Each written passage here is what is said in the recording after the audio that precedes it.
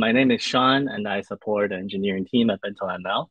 Prior to joining BentoML, I lead the teams in service infrastructure org at LinkedIn. And back at LinkedIn, we build service frameworks that power LinkedIn's service-oriented architecture. The goal was to develop service frameworks to provide the right level of abstraction and standardization across the company. It is also from there that I learned the value of good frameworks and deliver to engineering teams so they can focus on building applications without having to worry about the infrastructure underneath. And that is the role that I see BentoML can play to help data science and machine learning teams around the world. My journey to joining BentoML was a little bit unconventional. I spent a year working with a team on the open source side before joining full-time this summer. So in the hindsight, I think this is a very rewarding experience for me to get to know the team and the project very deeply before joining full-time. So BentoML is an open source framework we created for ML serving and deployment. It has been adopted by hundreds of organizations around the world across different industries. Today, I'll talk to you about the considerations and learnings that went into building BentoML. So first, the problem. As a data scientist, once you have a trained model and you want to allow other people in applications to have access to your trained model, because after all, that is how you can realize the impact. The most common pattern to do this is to serve the model behind an API endpoint. What are the solutions out there for serving? In the following analysis, we will group the solution into two categories and evaluate them across two dimensions, the ease of use and flexibility. Ease of use is important because it allows you to build a solution without spending a ton of engineering efforts and have short time to market. Flexibility is important because it will allow the solution to grow and scale as your use case expands. So teams won't have to adopt a whole new solution for the next ML project. The first group, let's call them off-the-shelf solutions. There are many off-the-shelf solutions you can choose from, depending on what framework you trained your model in. If the model was trained in TensorFlow, you can consider using TensorFlow serving. If the model was trained in PyTorch, you can consider using Torch Serve. You can also use a more generic framework like the Triton Inference Server, which supports multiple ML frameworks such as Onyx, TensorFlow, TorchScript. To use these frameworks is relatively simple. You only need to provide a model that you want to serve along with a set of configurations indicating how you like to run the models. And these frameworks comes with pre-built server binaries and Docker container images that you can just use out of the box. And the input and output types are typically tensors. These frameworks are great for low latency serving because they run models on specialized runtime that are highly optimized for performance.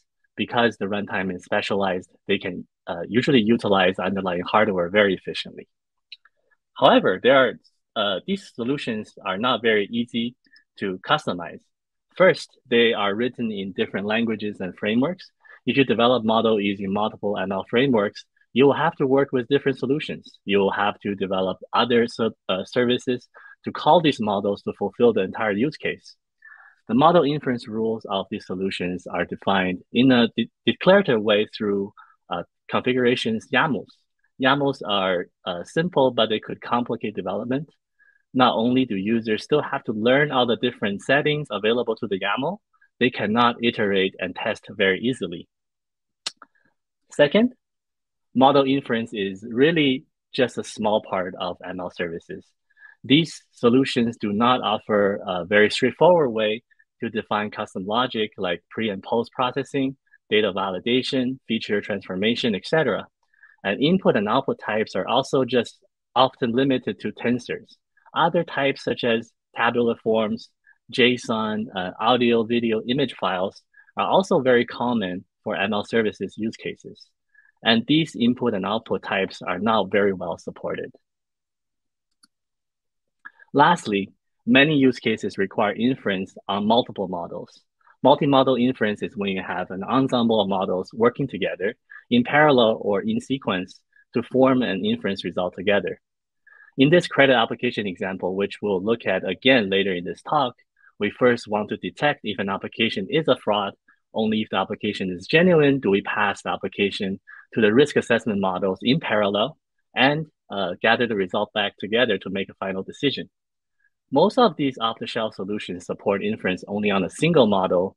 Even for the frameworks that do support multi-model inference, we still have a problem because we will have to scale all the models together as opposed to being able to scale them independently because they belong in the same container. So off-the-shelf solutions are easy to use, offer low development costs and high serving efficiency, but they are not flexible when it comes to supporting the different frameworks, defining custom logics, and scaling model scaling options.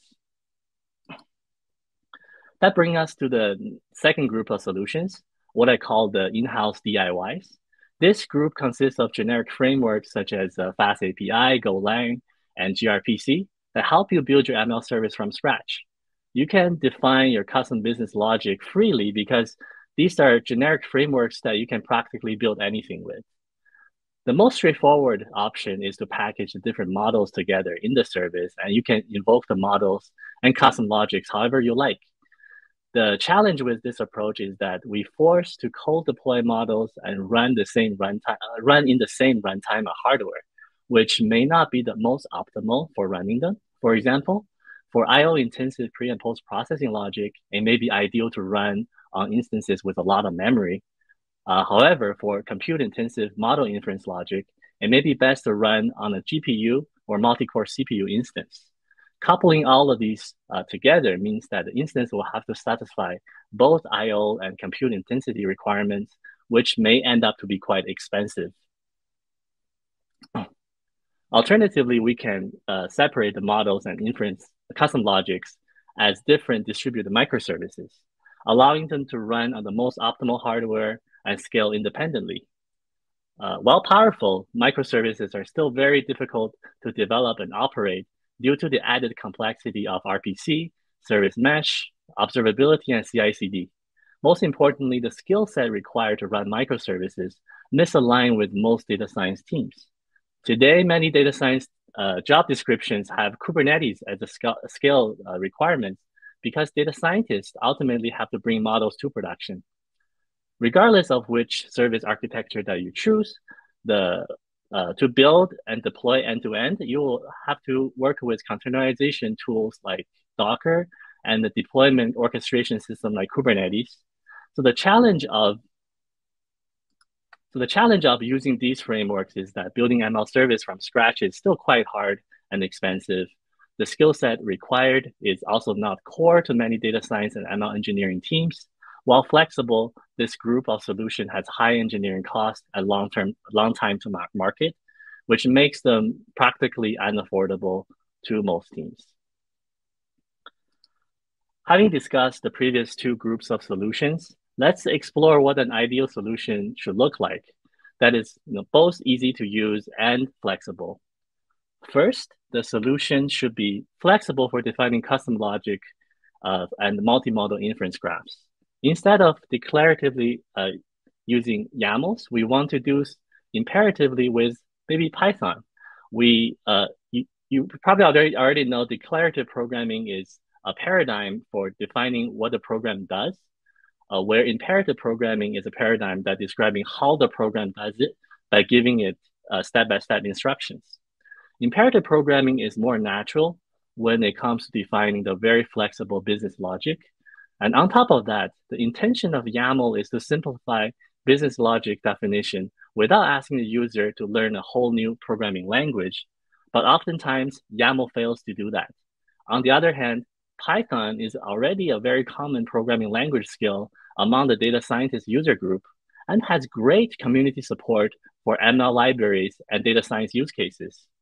So instead of defining the inference logic declaratively using YAML, we think it's more advantageous to do so with imperatively using Python. Second, we want the different workloads to run on the most optimal runtime and hardware profiles. This time, not only do we have the compute-intensive model inference logic that best run on GPU and multi-core CPUs, we also have potentially I/O-intensive logic such as preprocessing, feature transformation, or calling a database or a downstream API. On top of that, these workloads should be able to scale independently and automatically based on the resource utilization of the workloads. Third, we want the deployment of the most to be in the most optimal format for the target environment based on the use case. For simpler use cases, I may want to serve my model as a container in a serverless environment. But for teams that manage their own clusters, I may want to deploy and serve my model from a Kubernetes cluster. Regardless of where the models are deployed, users should not have to rewrite their service just to deploy to a different environment. And finally, an ideal solution should have low development cost without exposing the complex details of the distributed systems and networking. All of these requirements and considerations are the motivation for us to build BentoML. BentoML is an open source framework for ML model serving and deployment. It offers a unified model API that supports the most popular ML frameworks out of the box.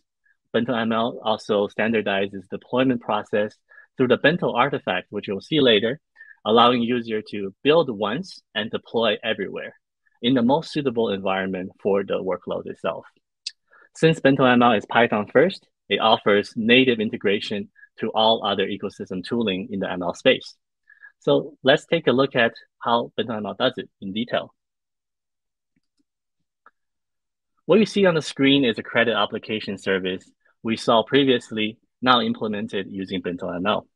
To evaluate the credit application, the service, to evaluate the credit application, the service needs to undergo fraud detection and risk assessment.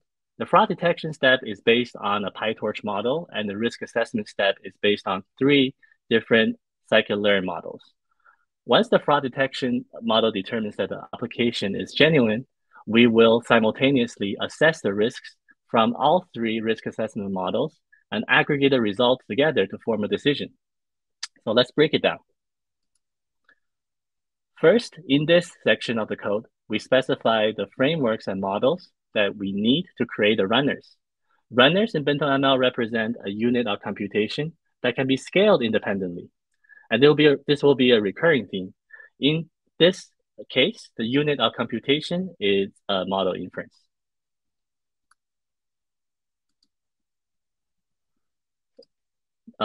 Next, we create a Bento service named credit application and pass the runners that we created previously to the service. So later, when we build the Bento artifact, the builder would know the structure of the service and the models required. Finally, the apply API specifies the business logic. The API declares that it takes a JSON input and it returns a JSON output. Besides JSON, the API can also support tensors, data frames, and file types like images. It then fetches the feature from an external feature store by supplying the user ID.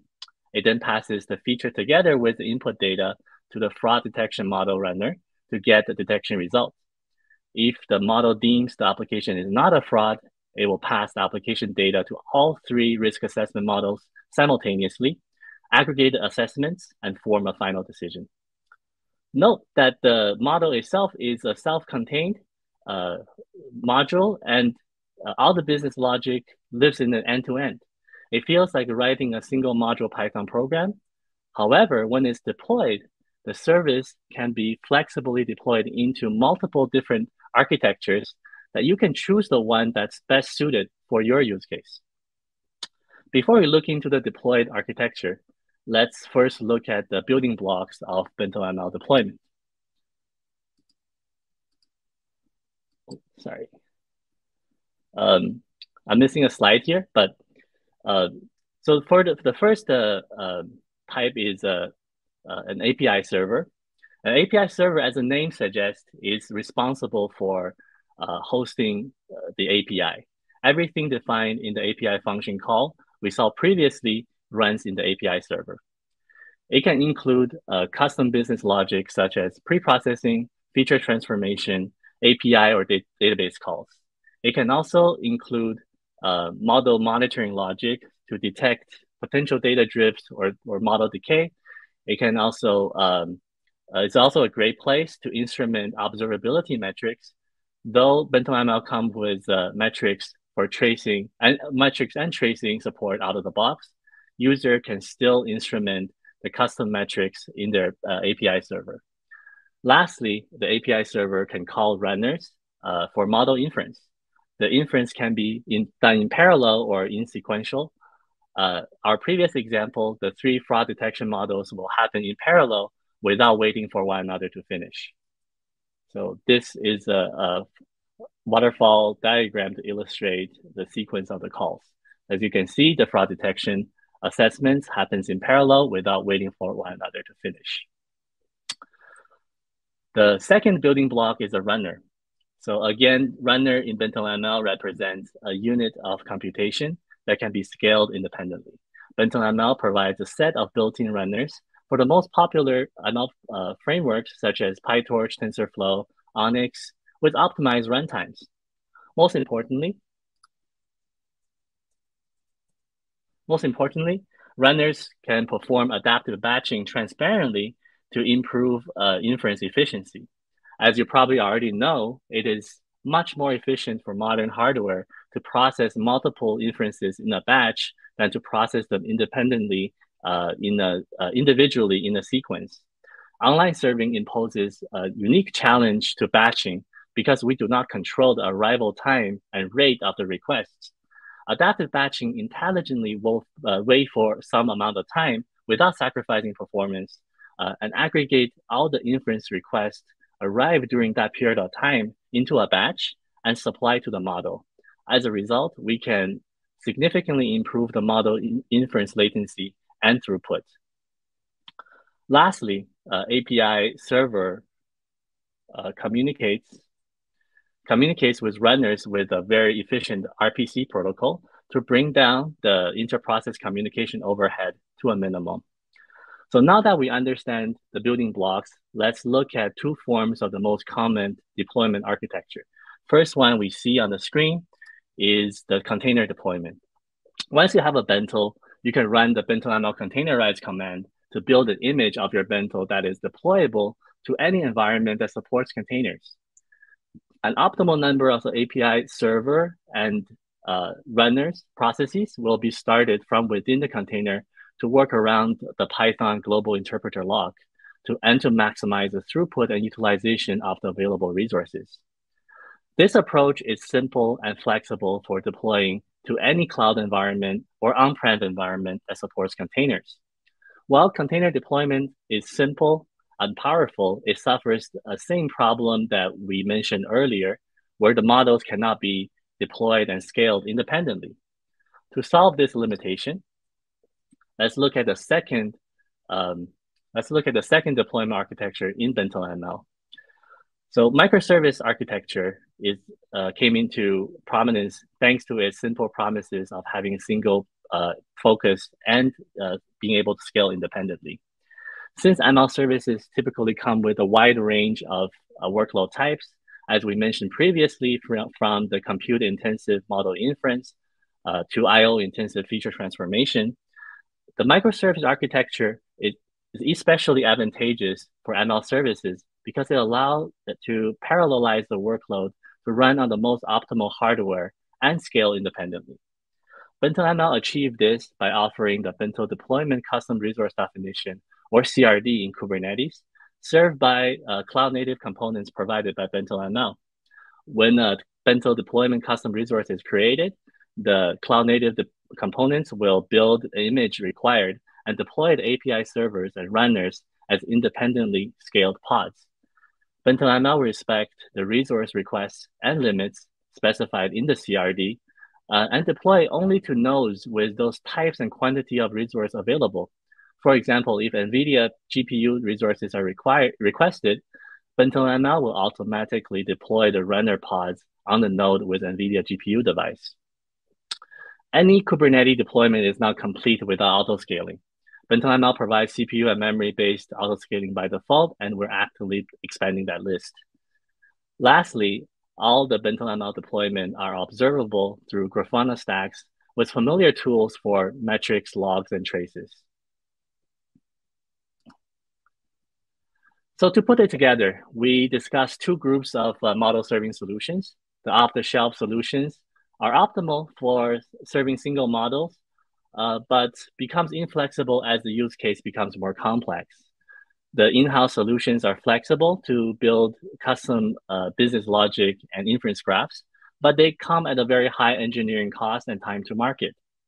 An ideal solution, as we described, for production scale model serving should offer customizable business logic definition and inference graphs, and optimize runtime and hardware scheduling that allows independent and automatic scaling of models, support for different deployment environment without having user to rewrite the service. And finally, we walk through our journey building BentoML and how we strive to make BentoML meeting this criteria. Thank you. That is all of our talk today. If you're interested to learn more, please join our Slack community for model serving to meet more ML practitioners around the world. Thank you. Thank you very much. We do have a question.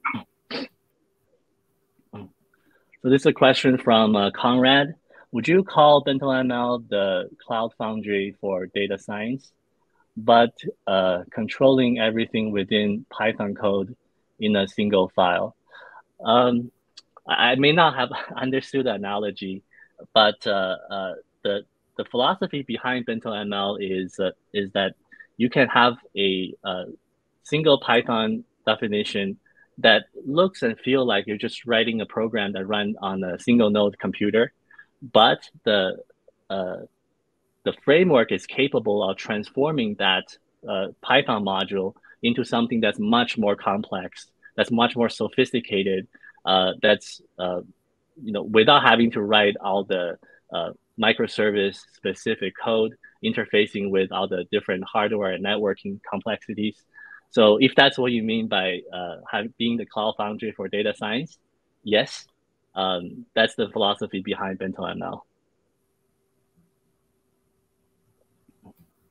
Thanks for the question, by the way. Oh, thank you. Thank you, Blue Tyson.